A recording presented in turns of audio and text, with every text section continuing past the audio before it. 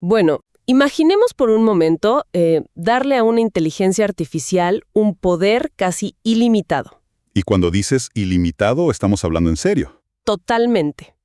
O sea, la capacidad de razonar de forma ininterrumpida durante horas, de analizar unas bases de código gigantescas y además de tomar el control de computadoras virtuales de forma completamente autónoma. Que ya de por sí suena a algo sacado de una película. Tal cual. Pero ahora imaginemos que esa misma entidad, con todo ese poder de procesamiento empírico, tiene implantada una especie de constitución interna. Una constitución, digamos, literal, escrita. Exacto. Un conjunto de principios técnicos que le obligan a evaluar paso a paso si lo que está haciendo es útil, honesto e inofensivo. Hace un par de años esto era ciencia ficción utópica, ¿no? Sí, totalmente. Era pura teoría. Pero hoy, en 2026, es una realidad tecnológica. Es el estándar operativo de una de las arquitecturas más poderosas del planeta. Y es precisamente esa arquitectura la que está forzando a toda la industria a replantearse cómo se construye la inteligencia sintética a gran escala. Por eso el análisis a fondo de hoy se sumerge en una colección de fuentes recientes, artículos técnicos y métricas muy frescas de febrero de este año sobre Anthropic y su familia de modelos Claude. Porque la misión aquí es entender algo fundamental. O sea, el objetivo de esta inmersión profunda es responder a la pregunta de si el enfoque de la IA constitucional, que prioriza la seguridad, ¿es en realidad un freno para la innovación? O si por el contrario, es la única forma sostenible de construir inteligencias sin que todo el sistema colapse. Y estoy convencido de que ese equilibrio entre rendimiento y seguridad es el desafío técnico más importante de nuestra era. Bueno, vamos a desempacar esto, porque me entusiasma muchísimo. Me fascina tratar de desmitificar cómo diablos una empresa logra que una máquina tenga, entre comillas, principios en un mercado tan hipercompetitivo. Es que para entender los modelos actuales de 2026, primero, tenemos que comprender la filosofía fundacional que provocó la creación de Anthropic. No se trata solo de escribir código. Claro, hay una divergencia ideológica brutal ahí, ¿cierto? Totalmente. Recordemos la fundación de la empresa en 2021. Los hermanos Dario y Daniela Amodei y otros ex ejecutivos dejaron OpenAI justamente por esto. Sí, formaron una corporación de beneficio público, priorizando a la seguridad sobre la velocidad, lo cual en Silicon Valley es como ir en contra de la gravedad. Tal cual. Y todo esto se materializó en su famoso paper fundacional de 2022 sobre IA constitucional, que ya tiene más de 3.200 citas académicas. O sea, un peso pesado en la investigación. Pero, a nivel técnico, ¿cuál es la gran diferencia? Porque antes todos usaban este sistema de aprendizaje con humanos, ¿no? Exacto, el RLHF, el aprendizaje por refuerzo a partir de retroalimentación humana. Básicamente dependías de ejércitos de personas que leían millones de respuestas y decían, esto es dañino, esto no lo es. Lo cual suena lentísimo y carísimo. Y lo es. Por eso la diferencia técnica de Anthropic es clave. En lugar de depender de esas costosas etiquetas humanas, usan una lista de principios escritos, la Constitución. Ya, a ver. Entonces, en lugar de humanos, ¿quién corrige a la IA? La misma IA. Es un proceso de dos fases que llamamos RLEIF, o sea, aprendizaje por refuerzo a partir de retroalimentación de IA. Ok. O sea, el modelo genera una respuesta y luego, ¿qué? ¿Se critica a sí mismo? Exactamente. Se critica basándose en la Constitución y luego usa ese feedback para corregirse. El resultado no es un modelo evasivo, no te arroja un error genérico, sino que te explica lógicamente por qué rechaza una petición. A ver, déjame ver si lo entiendo con una analogía. Es como que el entrenamiento tradicional es como darle a un niño un choque eléctrico cada vez que hace algo mal, pero sin explicarle por qué. Es una imagen un poco fuerte, pero sí. Digamos que el niño solo aprende a evitar el castigo. Exacto, optimiza para evitar el choque. Mientras que esta IA constitucional sería como darle a ese niño un manual de ética para que reflexione sobre sus propias acciones antes de actuar. Es una excelente forma de verlo. El modelo entiende el porqué detrás de la regla. Pero aquí es donde se pone realmente interesante para mí. O sea, yo me pregunto, ¿esta constitución no es simplemente la imposición de los valores políticos o culturales de un grupo reducido en Silicon Valley hacia el resto del mundo? Esa es una crítica muy común, pero lo fascinante aquí es cómo abordaron ese problema. Entre 2023 y 2024 hicieron el proyecto de IA constitucional colectiva. ¿Y eso qué implicó exactamente? ¿Abrir el documento al público? Más o menos. Integraron aportes del público general para reducir sesgos. Querían demostrar que la Constitución puede ser democrática y basarse en evidencia académica, no solo en preferencias corporativas. O sea que temas súper sensibles, digamos, discriminación por apariencia física o temas de discapacidad, ¿se nutrieron de la opinión pública? Tal cual, y los datos mostraron que este proceso colectivo redujo significativamente los sesgos del modelo en esos temas. ¡Wow! Eso cambia un poco la perspectiva. Sabiendo que Claude tiene una base moral sólida y, digamos, consensuada, la pregunta natural es si esto lo hace lento o ineficaz. ¿Qué es lo que todo el mundo asume, no? Mucha ética, poca velocidad. Exacto. Pero al observar los datos de los lanzamientos de febrero de este mismo año, descubrimos que la seguridad, sorprendentemente, no ha sacrificado el rendimiento empírico. Para nada. De hecho, miremos la estructura actual de 3 niveles de Anthropic. Empezamos con Haiku 4.5, que lanzaron en octubre del año pasado. Que es el modelo más rápido y económico, ideal para tareas cotidianas. Sí, pero luego tenemos el gran lanzamiento del 17 de febrero de 2026, el Sonnet 4.6. Ah, el famoso caballo de batalla. Exactamente. Y a un precio brutal, entre 3 y $15 por millón de tokens, y con un contexto de 1 millón de tokens. Espera, para quienes nos escuchan y no están tan metidos en los números técnicos, 1 millón de tokens es una barbaridad. Es como poderle dar a leer a la IA de una sola vez unas 20 novelas largas o toda la base de código de una aplicación empresarial entera. Es enorme. Por eso es el favorito de los desarrolladores para codificación. Pero el verdadero monstruo llegó el 5 de febrero, el Opus 4.6. El modelo insignia, a $15 de entrada y 75 de salida por millón de tokens. Sí, y lidera las evaluaciones críticas más duras que existen. El Terminal Bench 2.0 para codificación autónoma, el Humanities Last Exam. Que el Humanities Last Exam es literal el examen diseñado para ser casi imposible, ¿verdad? Sí, evalúa el razonamiento a nivel de experto humano. Y Opus también domina en tareas de valor económico, como el GDP-Val AA. Y aquí es donde quiero introducir una analogía, porque me encanta cómo se perfilan estos modelos. Yo veo a Sonnet 4.6 como ese auto sedán utilitario y súper confiable que te lleva al trabajo, pero que de repente descubres que viene con un motor de Fórmula 1 escondido. Me gusta esa imagen. ¿Y Opus? Opus 4.6 es directamente el explorador espacial, o sea, está diseñado para misiones de larga duración en lugares profundos donde tú como humano no puedes intervenir a cada segundo. Y eso encaja perfectamente con su capacidad agéntica. Los horizontes largos. Metra evaluó que Opus puede tener hasta 14 horas de autonomía continua.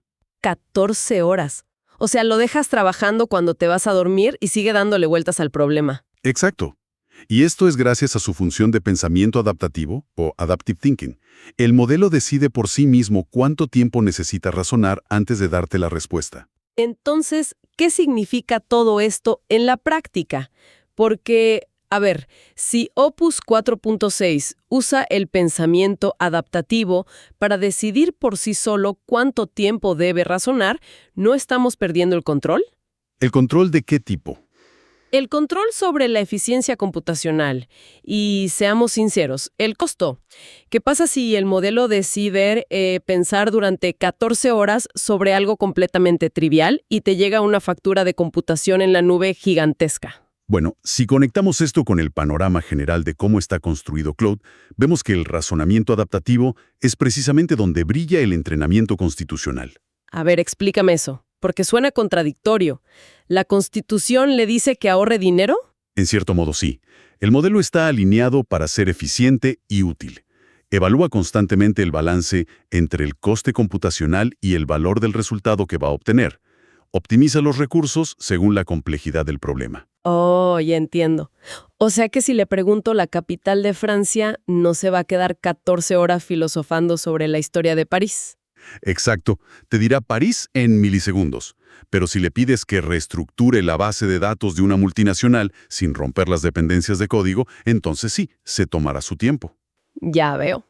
Bueno, todo esto es impresionante, pero nos lleva a la radiografía cognitiva. Porque hemos visto que los modelos son potentes y, según Anthropic, son seguros. Lo afirman categóricamente. Pero a nivel de ingeniería, ¿cómo confían a ciegas en una caja negra que razona a puerta cerrada durante 14 horas? Aquí es donde la transparencia interna y, digamos, las políticas de escalamiento entran en juego. Y aquí es donde Anthropic realmente ha liderado la investigación en interpretabilidad. Han estado usando algo que llaman autoencoders dispersos, o sparse autoencoders. Sí, leí sobre eso en las fuentes. Suena súper técnico. ¿Qué logran exactamente con estos autoencoders dispersos? Logran algo llamado monosemanticidad. Básicamente, logran mapear qué conceptos específicos encienden ciertas neuronas artificiales dentro de esa caja negra. O sea, pueden entender qué está, entre comillas, pensando el modelo. Exactamente. Es un nivel de visibilidad sin precedentes. Básicamente significa que por fin tenemos una máquina de resonancia magnética para el cerebro de la inteligencia artificial. Porque antes los investigadores eran como psicólogos que solo podían adivinar qué pasaba basándose en lo que la IA escribía en la pantalla, ¿no? Es una comparación excelente. Ahora ven qué áreas del modelo se iluminan antes de que empiece a generar texto o a ejecutar código. Y supongo que esto es clave para su famosa política de escalamiento responsable. La RSP. Sí. Estamos en la versión 3.0 de este año, de 2026. Esta política es muy rigurosa. Aquí es donde introducen los niveles de seguridad ASL, ¿verdad? Así es. Son similares a los niveles de bioseguridad en los laboratorios epidemiológicos. Y les obligan a evaluar riesgos catastróficos antes de liberar cualquier modelo al público. Armas biológicas, ciberataques a gran escala, ese tipo de cosas. Y además, tienen que publicar las mitigaciones de manera transparente. A ver, tengo que hacer de abogada del diablo aquí. ¿No es un poco alarmista usar términos como niveles de bioseguridad para un simple software de computadora? O sea, estamos hablando de líneas de código, no de un virus modificado en un laboratorio. Entiendo la reacción, pero esto plantea una pregunta importante sobre el contexto actual. En 2026, un modelo como Opus 4.6, que puede ejecutar codificación autónoma y manipular sistemas en red, ya no es un simple chatbot. Claro, tiene acceso directo a la infraestructura, si se lo permites. Exacto. Posee un perfil de riesgo sistémico que justifica plenamente la analogía epidemiológica. Un error en un sistema de 14 horas de autonomía podría propagarse por una red corporativa como un virus. Ya, visto así da un poco de miedo. Pero el punto es que tener este nivel ASL, de hecho, previene que la innovación se detenga. Porque al tener un protocolo de seguridad claro, no tienen que frenar por miedo a lo desconocido. Pueden acelerar de forma segura. Claro, es como ponerle frenos más potentes a un auto para poder ir más rápido en las rectas sin estrellarte en las curvas. Pero bueno, toda esta seguridad, la transparencia, los niveles ASL, es loable a nivel académico. Muy loable. Pero Anthropic no es una ONG aislada en una montaña. Opera en un mercado salvaje. Estamos hablando de un mercado de 2026 valorado en cientos de miles de millones de dólares. De hecho, la valoración de mercado específica de Anthropic tras las rondas de este año es de unos 380,000 millones de dólares. 380,000 millones. Imagínate la inmensa presión por innovar rápido, de dar retornos masivos. Y ellos siguen con esta filosofía de lento pero seguro. ¿Cómo sobrevive ese modelo tan hiperresponsable frente a competidores mucho más agresivos? Bueno, si nos basamos estrictamente en las fuentes, la comparativa del ecosistema es súper reveladora. Claude se ha posicionado claramente como el estudiante responsable de la clase. El que siempre entrega la tarea a tiempo y nunca rompe las reglas. Tal cual. Te da consistencia y si te rechaza algo por motivos éticos, lo hace de forma súper educada y fundamentada. Mientras que en el otro extremo tenemos a modelos como Grok, ¿no? Sí. Grok es el irreverente, es rapidísimo, no tiene tantos filtros y está hiperconectado a datos sociales en tiempo real. Y luego está el gigante de siempre, la familia GPT-5.x, que sigue dominando por pura versatilidad y porque tienen un ecosistema de integraciones masivo. Exacto. Y no podemos olvidar a Gemini, en su versión 3.x, que brilla de forma espectacular en multimodalidad. Procesan video, audio y texto en tiempo real como nadie más. O sea, para quienes nos sintonizan y quieren entender cómo se usa esto en la práctica, yo diría que elegir entre estas IAs en 2026 es como armar el equipo de trabajo perfecto para tu empresa. A ver, desarrolla esa idea. Si necesitas una sesión de lluvia de ideas loca, irreverente y caótica para una campaña de marketing, llamas a Grok. Es tu creativo sin filtros. Totalmente. Si quieres a alguien que haga un poco de todo y se integre con todas las herramientas de la oficina, llamas a GPT-5. Pero para auditar las finanzas de la empresa o para escribir el código crítico de la pasarela de pagos, ahí contratas al consultor meticuloso y seguro que es Claude. Y los datos del mercado respaldan esa analogía. Claude gana por goleada en entornos empresariales, el famoso sector enterprise, y en tareas de alto riesgo. Pero aquí entra el dilema humano. Y es un dilema que a mí me parece el talón de Aquiles de Anthropic. Ante el comportamiento del consumidor, seamos honestos. ¿A qué te refieres? Si yo le pido a Claude que haga algo que roza el límite ético, no sé, raspar datos de una base privada para un análisis rápido de mercado, y me da una respuesta maravillosa y muy educada de por qué sus principios constitucionales no se lo permiten. ¿Te va a dar una explicación impecable de RLAF? Sí. ¿Simplemente abrir otra pestaña del navegador? ¿Ir a un modelo de la competencia que no tenga esos filtros éticos y pedírselo ahí? Es una reacción superhumana, ¿sí? La ley del mínimo esfuerzo.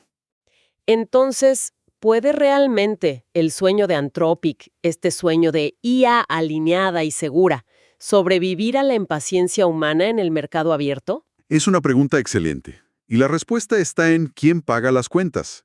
Las corporaciones y los reguladores son los que están imponiendo las reglas del juego. O sea, ¿no están pensando en el usuario individual que se frustra? Para nada.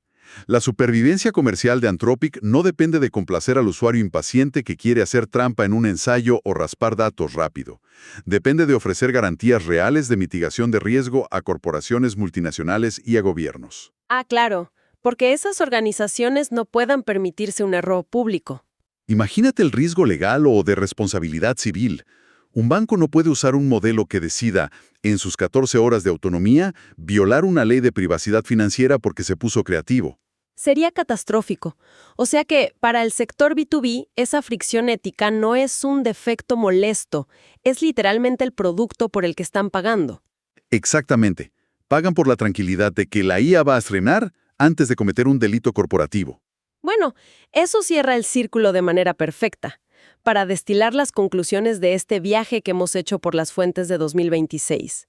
Anthropic ha demostrado empíricamente con la familia Claude 4.6 que integrar una constitución desde el diseño base usando este RLAF no te vuelve obsoleto. Y someterse a esos estrictos protocolos de bioseguridad digital de la RSP 3.0 tampoco les ha impedido liderar las tablas de rendimiento global. Al contrario, han arrasado en tareas complejas y autónomas. Queda claro que la IA segura puede ser, de hecho, la más capaz a largo plazo, porque es la única a la que realmente le vas a soltar las riendas del sistema. Y creo que la relevancia de esto para quienes nos escuchan es enorme. Comprender estas diferencias en los modelos, entender el porqué detrás del comportamiento de sus asistentes digitales, les otorga una ventaja crítica. Totalmente. Ya no se trata solo de qué IA te da la respuesta más rápida para un correo. Se trata de entender en qué arquitectura se puede confiar para delegar tareas cruciales tanto en la vida diaria como en la profesional. Es una cuestión de confianza estructural. Exacto. Y para cerrar el espacio de hoy, me gustaría dejar una idea persistente sobre la mesa. Algo que construir a partir de las fuentes que hemos analizado, pero llevándolo un paso más allá. A ver, te escucho.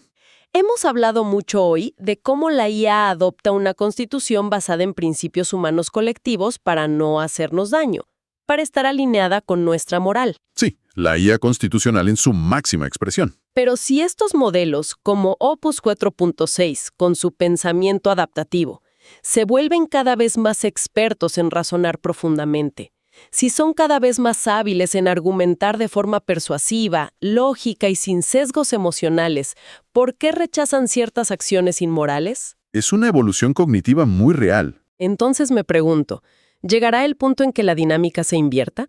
Llegará el momento en que no seamos nosotros, con todas nuestras contradicciones, quienes formemos la moralidad de la IA, sino que la IA, a través de su razonamiento paciente e inquebrantable, comience a corregir y a evolucionar la brújula moral de la humanidad misma? Es un paradigma fascinante. Definitivamente. Es algo para pensar con detenimiento la próxima vez que, desde el otro lado de la pantalla, una máquina rechace amablemente una de nuestras instrucciones. Nos encontramos en el próximo análisis a fondo.